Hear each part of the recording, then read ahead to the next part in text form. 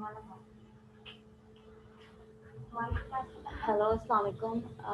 Again this is our last session. ठीक है, अभी हमारे पास लास्ट सेशन स्टार्ट हो गया है और क्या नाम है, पासवर्ड मैंने ग्रुप पे शेयर कर दिया है, तो आप लोग ज्वाइन कर सकते हैं जो ज्वाइन करना चाहें। Otherwise it not compulsory recorded session इंशाल्लाह अपलोड हो जाएंगे। तो हमारे पास क्या आ जाए, हमारे पास इसके बाद आ गया है चेकलिस्ट। चेकलिस्ट में जो है ना हमारे पास आ गया है, let me show. Basically checklist are look like this. ठीक है, इस तरह से हमारे पास होते हैं चेकलिस्ट। ठीक है, जिसमें हमारे पास जो है ना क्या नाम है, कॉलम्स बने हुए हैं। आइटम्स सबसे पहले हम लिखते हैं कि हमारे पास क्या क्या आइटम्स हैं और इनमें से हमारे पास कौन कौन से आइटम्स रिक्वायर्ड है। ठीक है, एंड उसके बाद हमारे पास किस डेट को रिक्वायर्ड है और कौन इनको जो है ना क्या नाम है अरेंज करेगा। एंड देन इसके बाद हमारे पास स्टेटस यानी कि अरेंज्ड हो गए नहीं हुए, कब अरेंज्ड हुए हैं, और कमेंट्स। ठीक है, अदर मीन्स कमेंट्स कि क्या कमेंट्स से क्यों अरेंज नहीं हुए और अगर हो गए हैं तो क्या नाम है किस तरह से हो गए। यानी दिस इज द चार्ट ना ऑफ चेकलिस्ट। तो checklist is the structure tool. ये हमारे पास स्ट्रक्चर टूल होता है। ठीक है, जिसमें हमारे पास क्या होते हैं, कंपाउंड स्पेसिफिक होते हैं, used to verify that the set of required steps have been performed or to check। ठीक है, हम किस लिए इसको यूज करते हैं कि हमारे पास जो चेक लिस्ट है, जो हमारे पास जो रिक्वायरमेंट्स की जो है ना चीज़ें हैं, जो जो चीज़ें रिक्वायर्ड हैं वो हम वेरीफाई कर रहे होते हैं कि हमारे पास वो कंप्लीट हो गई हैं, we achieve it or not. ठीक है, और check if the list of requirement have been satisfied. अच्छा, पहले तो हम देख रहे होते हैं कि हमारी रिक्वायरमेंट पूरी हो रही है नहीं हो रही, फिर उसके बाद हम ये देख रहे होते हैं कि वेदर दे आर सेटिस्फाइड और नॉट। ठीक है, स्टेटस उसका क्या है और कमेंट्स हम दे रहे होते हैं। तो ये इस तरह से हमारे पास बन रहा होता है। हम आपका जो अपना प्रोजेक्ट है उसमें भी मैंने आपको यही बोला था कि आप इस तरह से ट्रेबुलर फॉर्म में बना सकते हैं। सबसे पहले आप अपने आइटम मेंशन कर सकते हैं कि कौन कौन से आइटम जो है ना आपके पास होने चाहिए। ठीक है, और इनमें से कौन कौन सी आपको रिक्वायर्ड है। हो सकता है किसी ऑर्गेनाइजेशन के पास 10 में से 5 चीज़ें हों और बाकी 5 उनको रिक्वायर्ड हो सकता है किसी को जो है ना 8 चीज़ें रिक्वायर्ड हो, किसी सकता है किसी को एक रिक्वायर्ड हो, क्योंकि ऑर्गेनाइजेशन के पास कुछ चीज़ें पहले से अवेलेबल होती हैं, कुछ चीज़ें उनको क्या करनी होती है, अरेंज करनी होती है। फिर हम उसकी डेट लिख देते हैं कि हमें किस टाइम कौन सी चीज़ रिक्वायर्ड है, एंड हु कौन उसको रिक्वायर्ड करेगा, हम किससे लेंगे, सप्लायर से लेंगे, रिटेलर से लेंगे, होल सेलर से लेंगे, या फिर हमारे पास किसी थर्ड पार्टी से लेंगे, कहाँ से हम उसको क्या नाम है रिक्वायर्ड होगी, कौन अरेंज करेगा। फिर इसके स्टेटस लिखते हैं कि हमारे पास अवेल हो गई, हमने अरेंज कर लिया नहीं किया, वैन कब किया, कौन सी डेट को, और कमेंट अगर कोई इश्यूज होते हैं। हमना कुरैशी जी पूछे, क्या पूछना है आपको। हमना कुरैशी, आप अपना माइक जो है ना क्या नाम है अगर ऑन कर देंगे ना तो आपके मेरे पास आवाज आ जाएगी और आप मुझसे फिर पूछ सकती हैं।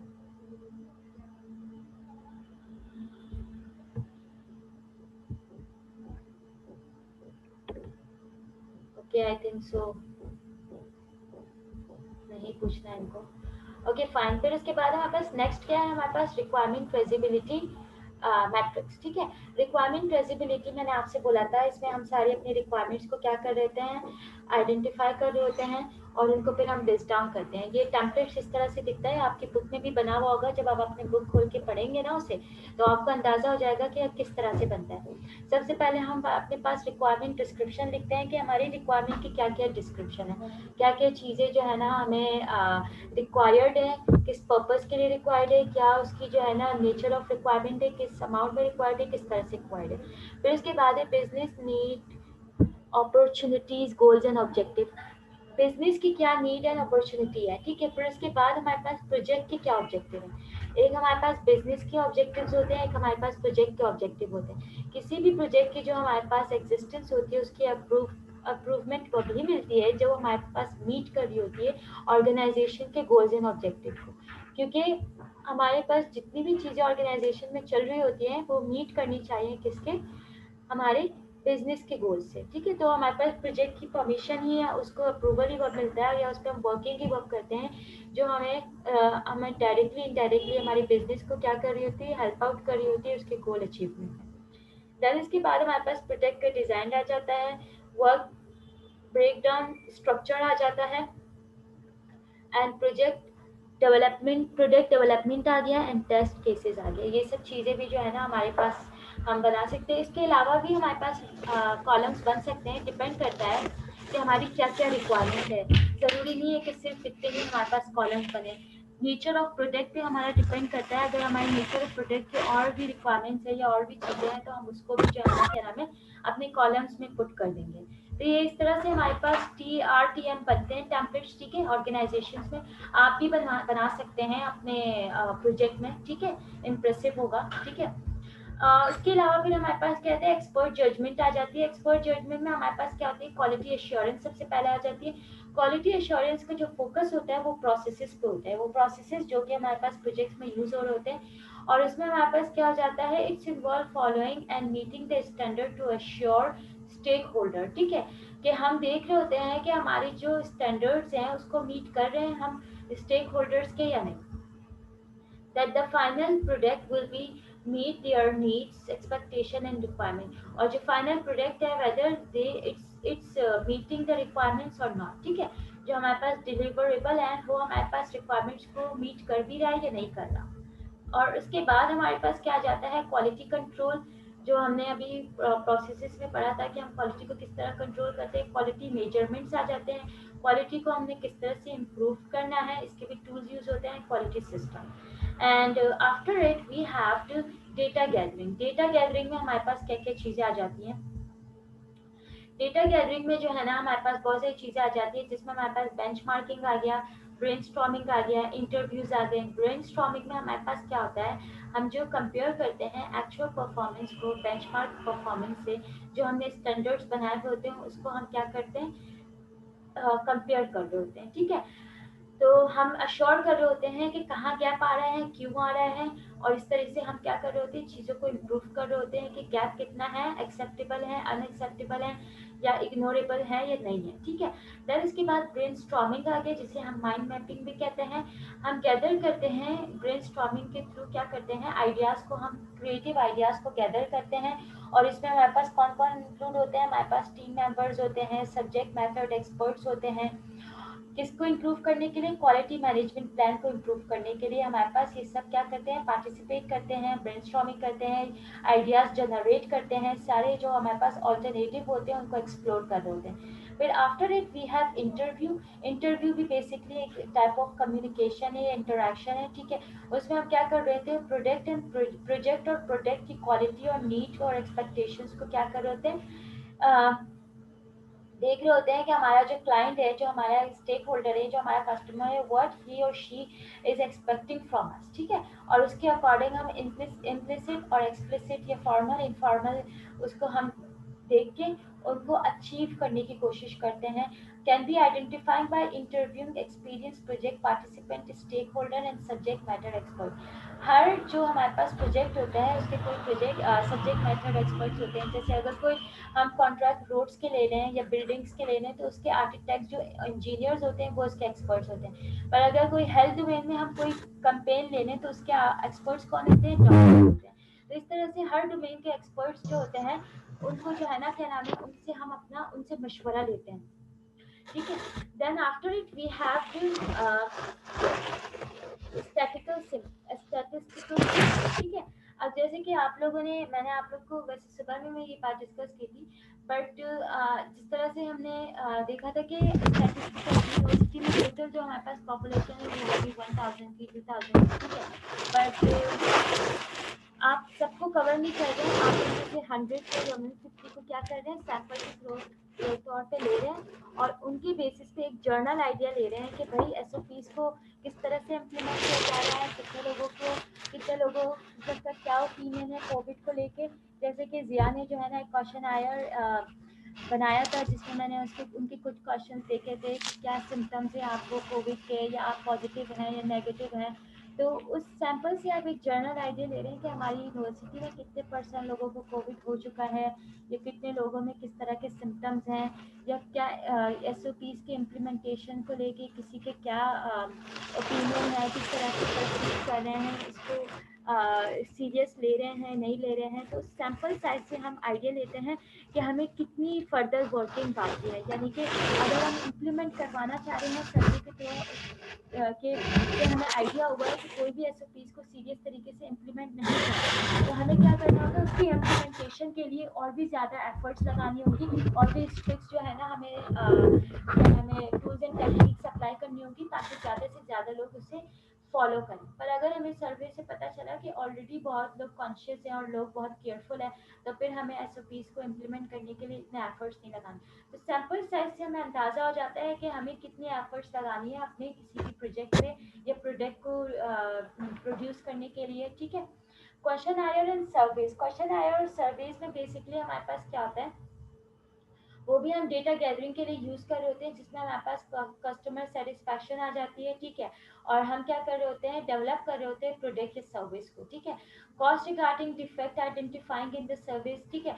हमने कोई भी प्रोडक्ट बनाया है, उसमें हमने सर्वे कंडक्ट किया कि क्या क्या डिफेक्ट्स आ रही हैं। ठीक है। May be consider external failure cost, उसको हम एक्सटर्नल फेलियर कॉस्ट भी कंसीडर कर सकते हैं in the cost of quality. अभी हम आगे जो है ना एक पढ़ेंगे जिसमें हमारे पास कॉस्ट ऑफ क्वालिटी मॉडल होगा, जिसमें हमारे पास एक एक्सटर्नल फेलियर होगा, एक इंटरनल फेलियर होगा। अगर कोई डिफेक्ट या बग हम इंटरनली उसको आइडेंटिफाई कर लेते हैं तो हमारे पास इंटरनल फेलियर होता है प्रोजेक्ट का। पर अगर हम उसको एक्सटर्नल आइडेंटिफाई करते हैं तो हमारे पास एक्सटर्नल फेलियर होगा, जिसको कौन आइडेंटिफाई करते हैं, कस्टमर आइडेंटिफाई करते हैं। तो ये हमारे पास ज़्यादा कॉस्टली होते हैं, हम बिजनेस लॉस कर लेते हैं and can have expensive cost implementation for the organization। वही बात जो मैं आपको बता रही थी कि ज़्यादा कॉस्टली पड़ता है एक्सटर्नल फेलियर कॉस्ट। ठीक है। इसके बाद हमारे पास क्या जाता है, हम डेटा को किस तरह से एनालाइज करते हैं। डेटा को एनालाइज करने के भी बहुत सारे तरीके हैं, जिसमें फर्स्ट वन हमारे पास कॉस्ट बेनिफिट एनालिसिस है, जिसको हम फाइनेंशियल एनालिसिस टूल भी बोलते हैं। इसमें हम क्या देख रहे होते हैं, स्ट्रेंथ एंड वीकनेसेस देख रहे होते हैं, किसके, अपने ऑल्टरनेटिव्स के। जो भी हमारे पास ऑल्टरनेटिव्स होते हैं, जैसे हमारे पास ABCD ऑल्टरनेटिव्स है, हम उसमें सबसे बेस्ट वन वाला चूज़ करते हैं। हमें किस में से सबसे ज़्यादा कॉस्ट या बेनिफिट, किसकी क्या कॉस्ट मिल रही है और उस पर हमें क्या बेनिफिट मिल रहा है, तो हम बेस्ट वन को क्या करते हैं, अचीव अवेल करते हैं। Cost benefit analysis will help the project manager determine if the plan quality activities are cost effective. यानी जो हमने क्वालिटी प्लान्स या एक्टिविटीज़ प्लान की भी हैं, वो हमारे पास कॉस्ट इफेक्टिव भी है या नहीं है, यानी कि हमारी कॉस्ट या बजट के अंदर आ रही है या नहीं आ रही है, या हमारी बजट से आउट हो रही है। उसके अकॉर्डिंग हम एनालिसिस करते हैं और बेस्ट ऑल्टरनेटिव हम अवेल करते हैं। अभी प्रीवियस स्लाइड में भी मैं आपको इंटरनल फेलियर और एक्सटर्नल फेलियर की बात बता रही थी। आप इस डायग्राम में देखें, कॉस्ट ऑफ क्वालिटी में यही बताया है, कॉस्ट ऑफ कंफॉर्मेंस और कॉस्ट ऑफ नॉन परफॉर्मेंस। इसमें हमारे पास दो चीज़ें आ गई, प्रिवेंटिव कॉस्ट आ गई, अप्रेजल कॉस्ट आ गई। प्रिवेंटिव कॉस्ट को हम क्या कर रहे होते हैं, कॉस्ट को हम आने से ही रोक रहे होते हैं कि हमें कॉस्टली पड़े ही ना चीज़ें, यानी हम प्री स्टेप्स ले लेते हैं, यानी प्री मेजर्स ले लेते हैं, यानी कि हमने प्रोजेक्ट को स्टार्ट करने से पहले ही अपनी टीम की ट्रेनिंग करवा दी है, डॉक्यूमेंट को प्रोसेस कर दिया है, इक्विपमेंट्स अरेंज कर दिए, time to do it right, यानी जिस वक्त करें उसी टाइम आप करेक्ट करें, एरर के चांसेस ही नहीं है, उसी टाइम आप फुल अटेंशन और फुल केयरफुल होकर चीज़ करें कि एरर ही ना। फिर अप्रेजल कॉस्ट कब आते हैं, जब हम उसके बाद उसको असेस कर रहे होते हैं क्वालिटी को, टेस्टिंग में आ गया या डिस्ट्रक्टिव टेस्टिंग लॉस में आ गया। फिर इंस्पेक्शन। ठीक है। इनमें अगर हम किसी चीज़ को पकड़ लेते हैं, कोई डिफेक्ट या बग्स वगैरह हम उसमें पकड़ लेते हैं, तो वो हमारे पास अप्रेजल कॉस्ट हो जाता है। इस ड्यूरेशन जो ऑर्गेनाइजेशन पैसे स्पेंड करती है, वो हमारे पास क्या होता है, during the project money spend during the project to avoid the failure. ये क्या होता है, ड्यूरिंग द प्रोजेक्ट हमारे पास मनी स्पेंड हो जाता है। कॉस्ट ऑफ नॉन कॉन्फॉर्मेंस में क्या होता है, इंटरनल फेलियर कॉस्ट वह होता है जब हमारे पास क्या आता है, failure found by the project. ठीक है। फेलियर फाउंड यानी अगर प्रोजेक्ट मैनेजर ने वही फेलियर फाउंड कर दिया तो ये क्या होगा, रिवर्क होगा। ठीक है। पर अगर क्लाइंट ने पकड़ा तो एक्सटर्नल फेलियर कॉस्ट आ गया, जिसके क्या हमारे पास हो जाएगा, बिजनेस लॉस हो जाएगा, लाइबिलिटीज चल जाएगी, वारंटी वर्क हो जाएगा। ठीक है। तो इसमें क्या होता है, money spend during and after the project because of failure, यानी प्रोजेक्ट के ड्यूरेशन तो पैसे खर्च किए, पर आफ्टर जब प्रोजेक्ट क्लोज कर दिया, क्लाइंट ने पकड़ा, तो वह भी पैसे खर्च करने पड़ रहे हैं, क्योंकि हमें दोबारा रीवर्क करना पड़ रहा है और हम बिजनेस भी लॉस कर रहे हैं। उसके बाद हमारे पास क्या है, नेक्स्ट वन नेक्स्ट वन हमारे पास है डिसीजन मेकिंग। अच्छा, एनालाइज करने के बाद हमें एक फाइनल डिसीजन पे आना होगा कि हमें कौन सा ऑल्टरनेटिव सूट कर रहा है। Can be include among the different implementation scenario और सप्लायर। हमारे पास बहुत सारे सप्लायर्स है, बहुत सारे सिनेरियोज है, which one is best, which one is suit for us, कौन सा सप्लायर से डील करने में हमें ज़्यादा फायदा है। तो product decision can include the evaluating the life cycle cost. भाई हमें क्या कॉस्ट पड़ रही है किसी प्रोडक्ट की लाइफ साइकिल, जिस लाइफ साइकिल को हम अडॉप्ट कर रहे हैं उसकी क्या कॉस्ट पड़ रही है। Schedule, stakeholder satisfaction, risk associate with resolving the product defect, या प्रोडक्ट डिफेक्ट को रिजॉल्व करने का हमारे क्या कॉस्ट पड़ रही है। इन सब चीज़ों को हम कंसिडर करने के बाद, इवेल्युएट करने के बाद हम एक फाइनल डिसीजन पे आ जाते हैं। उसके बाद हमारे पास क्या आ जाता है, डेटा रिप्रेजेंटेशन को। डेटा को रिप्रेजेंट करने के भी बहुत सारे तरीके हैं, जिसमें हमारे पास जो है ना, क्या नाम है, कमिंग डायग्राम्स भी बहुत सारे हैं।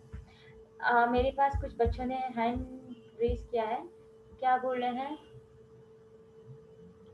काइंडली ये मैसेज को रीड करने में मुझे थोड़ा सा प्रॉब्लम होगा, तो आप प्लीज़ मुझसे माइक ऑफ करके ही पूछ लें, मैं आपको ऐसे बता दूंगी, ठीक है।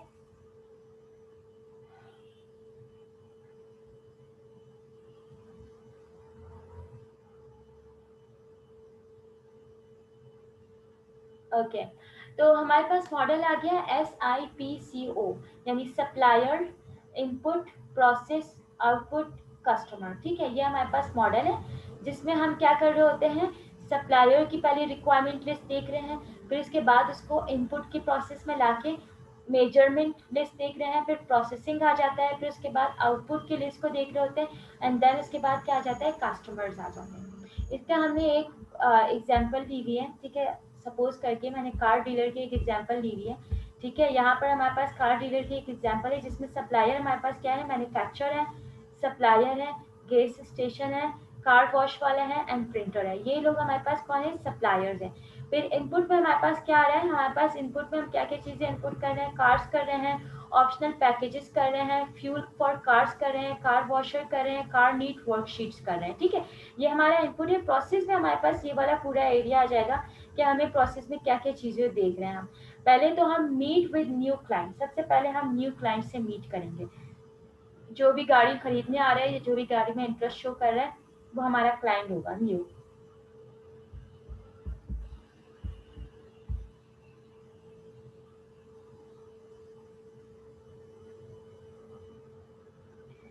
क्या आप लोगों को आवाज़ नहीं आ रही मेरी? हेलो, प्लीज़ कोई मुझे बता दे आवाज़ आ रही है नहीं आ रही है।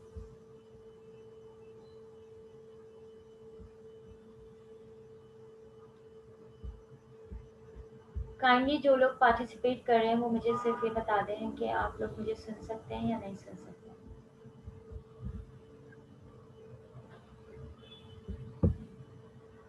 Okay, understand the client need in new cars, ठीक है। क्लाइंट्स की जो है ना, न्यू कार्स में क्या नीड है, क्या प्रेफरेंसेस है, उनको फ्यूल एफिशिएंट चाहिए। Okay fine. अच्छा, क्लाइंट को न्यू कार में क्या चीज़ें चाहिए, whether, which type of colour he और शी वांट, क्या एक्सपेक्ट्स चाहिए, कार की स्पीड क्या चाहिए, फ्यूल एफिशिएंसी क्या है, इंजन कैसा चाहिए। ये सब चीज़ें क्या है, हमारे पास क्लाइंट की नीड है, उसके अकॉर्डिंग हम उसको जो है ना कार दिखाएंगे और उसको जो है ना ऑफर देंगे। फिर present the option to client and test drive car, ठीक है। फिर उसके बाद हम उसको अपने ऑप्शन दिखाएंगे कि भाई हमारे पास ऑप्शन है, या फिर आप ऑर्डर दे दें, हम आपके लिए ये इस तरह से अरेंज कर देंगे, ठीक है। तो ऑर्डर भी बेसिकली हमारे पास एक प्रोडक्ट होता है जिसमें वो कोई चीज़ यूनिक चाह रहा होता है, इसलिए वो ऑर्डर प्लेस करवा रहा होता है। फिर come to agreement on option price and delivery date. फिर उसके बाद एक एग्रीमेंट पे आता है कि किस तरह से, किन प्राइस पे एग्री हुए हैं, क्या हमारे पास डिलीवरी डेट है। फिर sign paperwork and hand over key और टाइटल, ठीक है। फिर साइन यानी ऑनरशिप हम उसे प्रोवाइड करते हैं और उसको उसकी कार की कीज देते हैं। आउटपुट में हमारे पास क्या आता है, न्यू क्लाइंट का अकाउंट आ जाता है। पेपर वर्क टू स्टेट, ठीक है, पेपर हम सेंड कर रहे होते हैं, ठीक है। एंड इसके बाद ये पेपर वर्क टू डीलर, ठीक है, स्टेट को हम करते हैं पेपर वर्क, फिर इसके बाद डीलर को देते हैं। Paperwork to manufacture, manufacture को देते हैं। पेमेंट्स देखते हैं, सर्विस कॉन्ट्रैक्ट देखते हैं, सर्विस नोटिफिकेशन देखते हैं। हम सर्विस सर्विस भी हम दे रहे होते हैं, जैसे हम ये बोल रहे होते हैं कि अगर कोई भी प्रॉब्लम हो तो हम आपको, आप हमारे गैराज में लाके खड़े कर दीजिएगा, हम इसकी सर्विस देंगे। तो ये सब भी चीज़ें हमारे पास आउटपुट का पार्ट होता है। फिर कस्टमर में पास कौन कौन आ जाता है, कार बायर आ जाते हैं, डीलरशिप ऑनर आ जाते हैं हमारे पास, डिपार्टमेंट ऑफ मोटर व्हीकल्स आ जाते हैं, सर्विस डिपार्टमेंट आ जाता है। रिक्वायरमेंट में हमारे पास क्या क्या चीज़ें रिक्वायर्ड है, और भी चीज़ें हो सकती हैं, हर क्लाइंट पे डिपेंड करता है।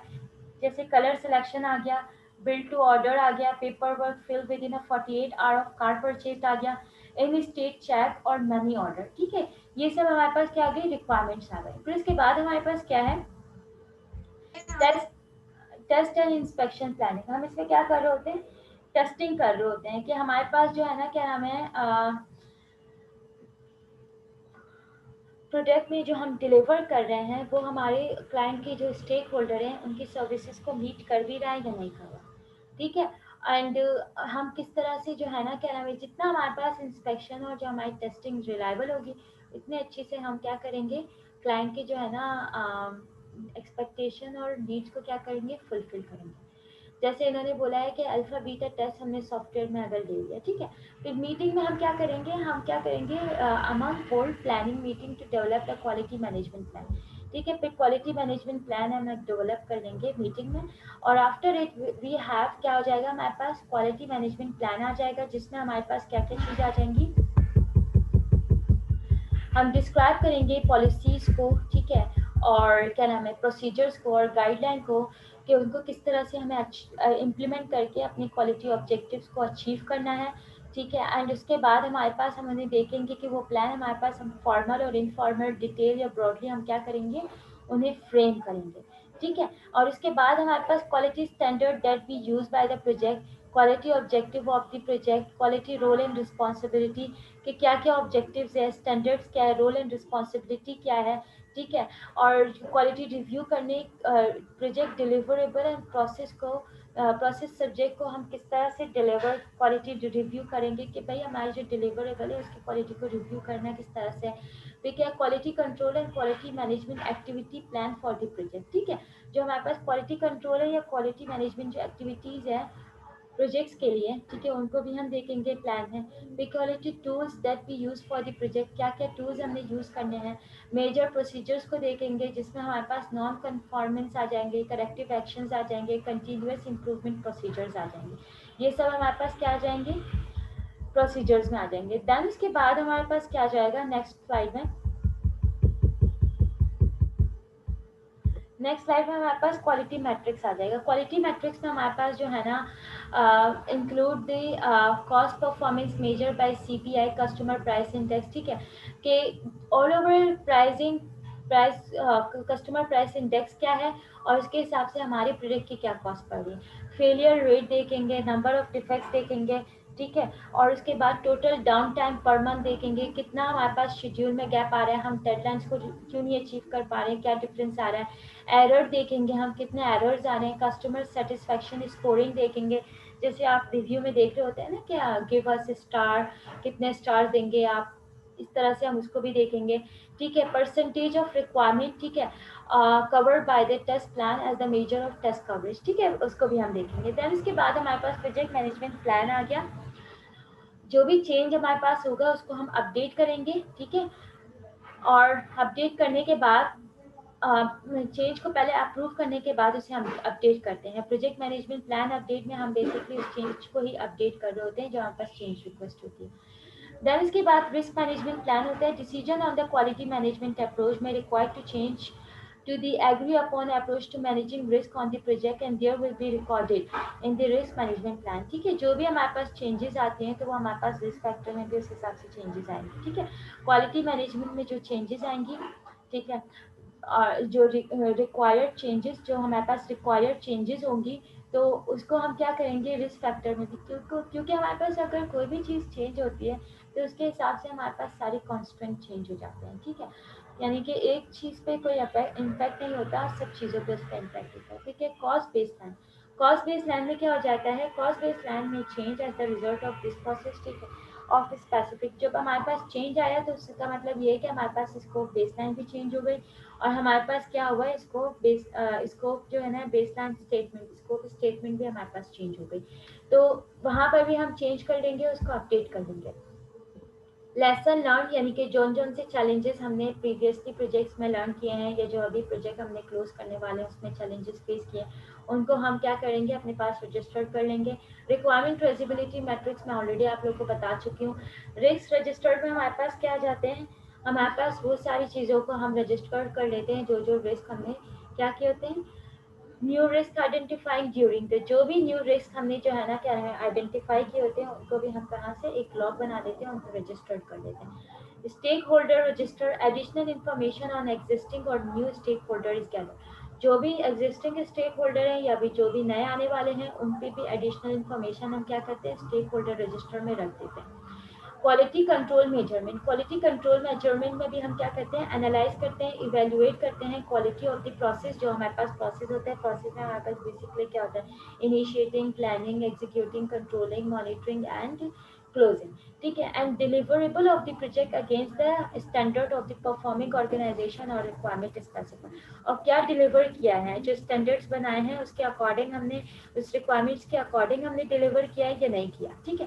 Then after it we have to data analysis, data analysis के भी बहुत सारे टाइप है जिसमें फर्स्ट वन हमारे पास क्या है ऑल्टरनेटिव एनालिसिस, हम सारे जो ऑल्टरनेटिव है उनको एनालाइज करेंगे, identifying the option in order to select which